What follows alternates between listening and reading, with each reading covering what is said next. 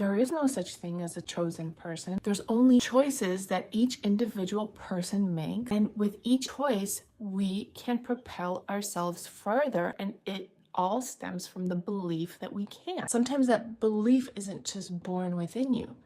Sometimes you need permission. That's why you can look up to somebody that's an inspirational mentor to highlight for you what's possible, so that you never have to look at somebody and think, oh, good for them, must be nice. You look at them and you say, this is possible.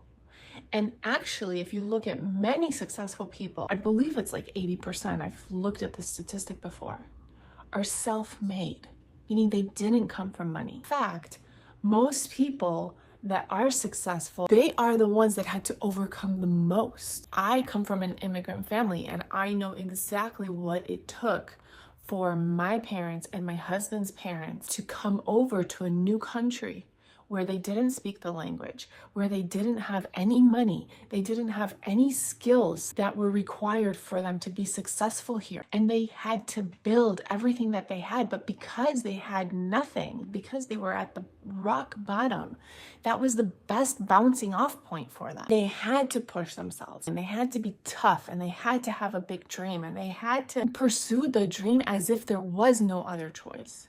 Because there was no safety net. There was nowhere to fall back on. Once they came here, they had to pursue what they came here for.